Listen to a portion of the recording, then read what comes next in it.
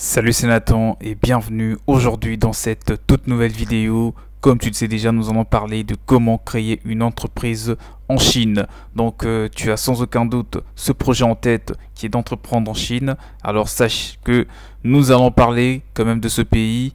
Tu vas comprendre au travers de cette vidéo toutes les étapes. Moi je veux quand même te donner quelques étapes pour que tu réussisses à vraiment à monter une structure en Chine, et ça en partant sur des connaissances qui sont très essentielles, très approfondies. Mais avant de décortiquer ces fameux sujets qui est comment créer une entreprise rentable en Chine, moi je t'invite de commencer déjà, je t'invite à t'abonner à cette chaîne parce que c'est très important. Toi qui regardes cette vidéo, toi qui as également le projet de créer ou d'entreprendre en Chine, abonne-toi à la chaîne, la cloche de notification tu la trouveras juste en bas, elle est là, elle est quelque part. Une fois que tu l'actives, tu pourras t'abonner automatiquement à la chaîne pour que tu sois vraiment alerté, que tu sois mis au courant de toutes les prochaines vidéos qui seront publiées ayant toujours une valeur ajoutée comme celle-ci concernant l'investissement, en particulier la création d'entreprises à l'échelle internationale ou même à l'échelle nationale. Donc abonne-toi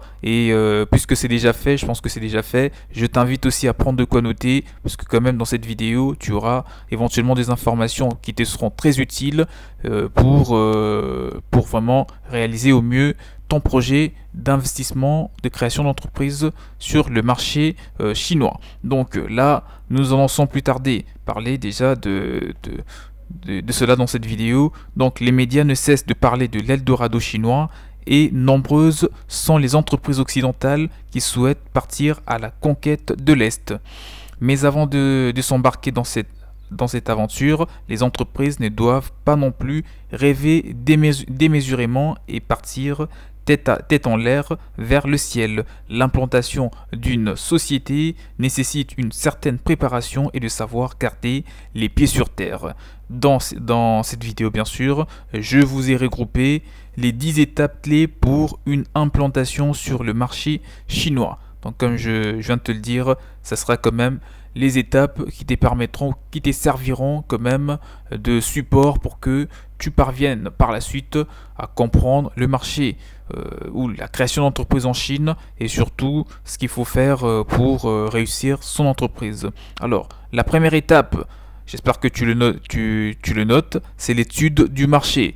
Il est important de commencer par faire son étude du marché. Beaucoup de sociétés étrangères franchissent fraîchement, je dirais, arrivent en Chine et ont une faible connaissance, je dirais, de la concurrence locale. Donc je répète, beaucoup de sociétés étrangères fraîchement arrivées en Chine ont une faible connaissance de la concurrence locale du marché chinois. Il existe peu d'informations en ligne ou d'études de marché sectorielles fiables en Chine. L'information est peu transparente et le marché évolue très rapidement. Avant de se lancer dans les premières démarches du lancement de votre entreprise en Chine, il est important de connaître votre marché, votre concurrence, les bannières ou les barrières à l'entrée, les opportunités pour votre entreprise, etc., etc. Il faut connaître vos potentiels clients pour bien les cibler et vraiment leur proposer des produits qui seront le plus adaptés pour eux et que vos offres soient soient littéralement irrésistibles. Donc cette étude de marché vous permettra de saisir les différentes opportunités et de vous embarquer ou de vous démarquer, je dirais, de la différente ou de la concurrence féroce. Une étude de marché interne ou via une agence telles que les différentes agences qui sont basées dans la création d'entreprises. Et justement, en passant, si tu veux créer très prochainement une structure en Chine, tu peux trouver mon mail dans la description de la vidéo pour tout contact afin de t'accompagner vraiment dans toutes ces étapes et que tu deviennes toi aussi chef d'entreprise dans ce pays qui t'intéresse énormément. Vous permettra de savoir ce qui est bien sûr le marché, quelles en sont les difficultés et comment les surmonter, ainsi que ce que font les concurrents locaux et internationaux et à quel prix surtout. La deuxième étape, après avoir fait une étude du marché, ce sera de bien connaître sa clientèle potentielle chinoise pour s'adapter à ses besoins. Ça y est, vous avez une idée claire de la concurrence et de vos atouts et c'est décidé, vous lancez en Chine. Reste maintenant à vous intéresser non pas tant que voilà, non pas tant à vos concurrents potentiels qu'à votre cœur de cible. Vous devez être sûr de comprendre les attentes spécifiques de vos clients chinois et non pas penser à simplement calquer bien sûr en Chine les attentes de vos clients occidentaux. Ces derniers vaut particulièrement pour la Chine où la culture est très différente de la nôtre. Il ne faudrait pas mélanger les choses. L'Occident et la Chine sont très différents du point de vue consommation. D'accord, certes, c'est les mêmes personnes, c'est pratiquement les mêmes clientèles, mais ils n'ont pas du tout la même manière de consommer des produits. Donc forcément, en Chine, on parle quand même des certaines habitudes qu'il faudra que vous puissiez les connaître et vous adapter, et bien sûr adapter votre entreprise en rapport avec ce genre de petites particularités. Voilà, justement, pour pouvoir s'adapter et répondre au mieux aux attentes de la clientèle chinoise, il faudra réaliser des études de marché sectorielles et bien cibler son cœur de marché. Par ailleurs, travailler avec des collaborateurs chinois et partager avec eux pour avoir une source d'informations concrètes et des premières mains. C'est souvent plus efficace, passer par des cadres informels, dîner d'affaires, soirées de networking, etc. Alors, la troisième étape, c'est de choisir une entité, le statut de votre future entreprise. Avant d'enregistrer votre entreprise, vous devez décider du statut le plus adapté à vos besoins. Les formes les plus courantes pour les sociétés ou les entreprises étrangères sont la joint venture, le bureau des représentations et la WFOE, donc le Wholly Foreign Owned Enterprise. Donc tout cela, c'est trouvable sur Internet. Vous pouvez trouver les formes juridiques ou les statuts communément choisis en Chine et auxquels vous serez vous aussi adapté à les choisir sans trop vous prendre la tête. Donc chacune des différentes possibilités possède avantages et inconvénients. Il est important de bien choisir son entité car c'est ce qui suivra votre business tout au long de votre développement sur le marché chinois. Alors, la quatrième étape, après avoir choisi une forme juridique adaptée à votre entreprise, il faudra procéder à la création de votre business plan.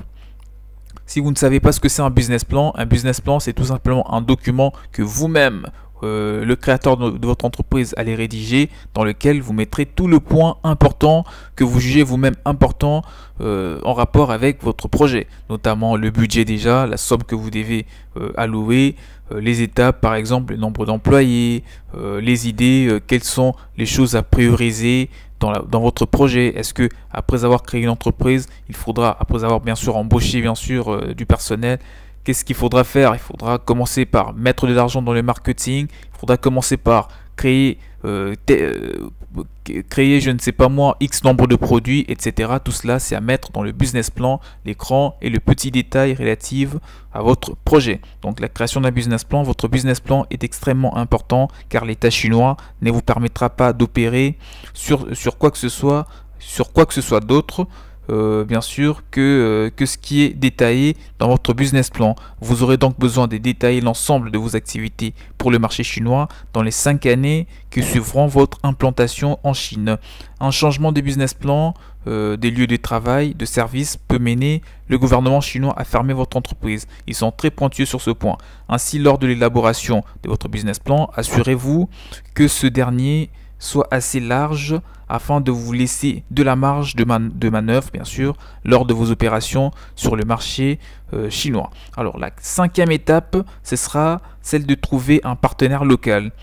Un contact sur place et bien sûr qualifié doit être en mesure de vous dire où vous devez aller pour enregistrer votre entreprise, que ce soit les administrations publiques et à un échelon local, provincial ou national. L'idéal est un contact chinois qui pourra vous aider encore une fois dans vos démarches administratives en négociant directement avec les autorités responsables. La 6e étape, après avoir trouvé un partenaire local fiable, ce sera celle de préparer vos documents pour l'enregistrement de votre entité. Donc là, je commence par te dire que les démarches administratives en Chine peuvent être longues et parfois très compliquées. Il est important de bien faire ces recherches pour ne pas perdre de temps.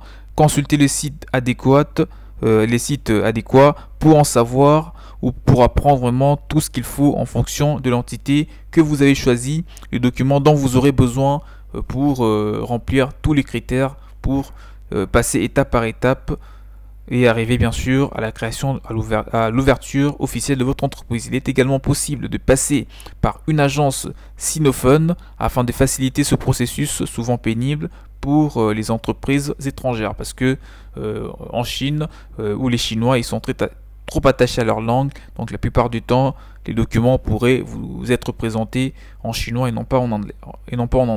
Alors, la 7e étape, ce sera les problèmes de propriété intellectuelle.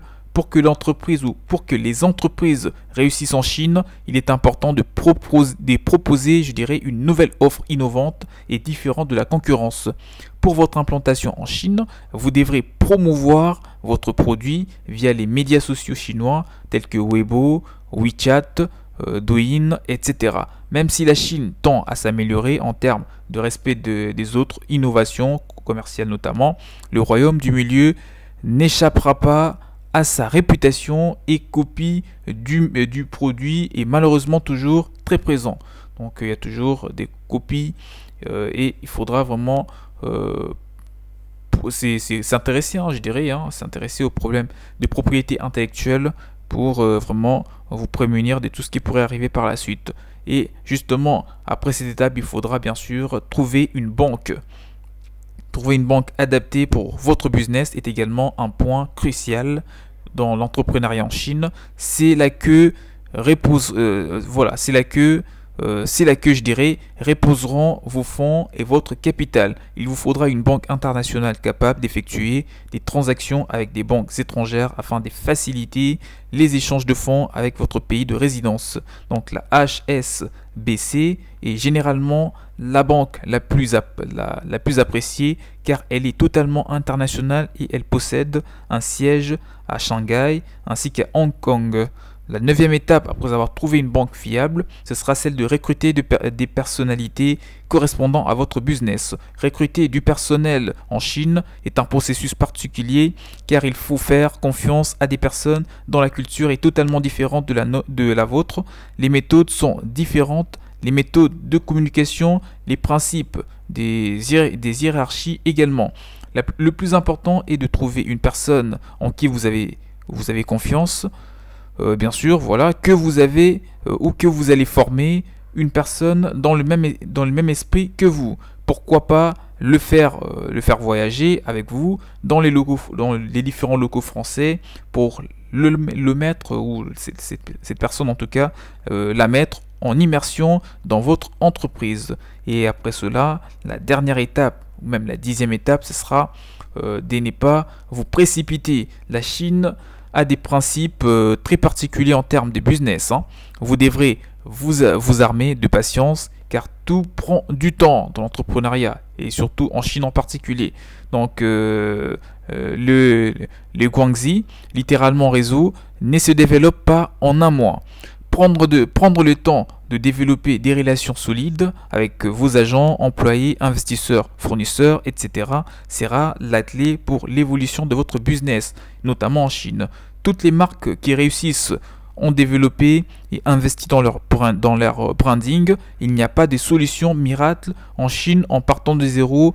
Il faut tout construire lorsqu'on s'élance. En tout cas, moi, je ne peux que te dire cela.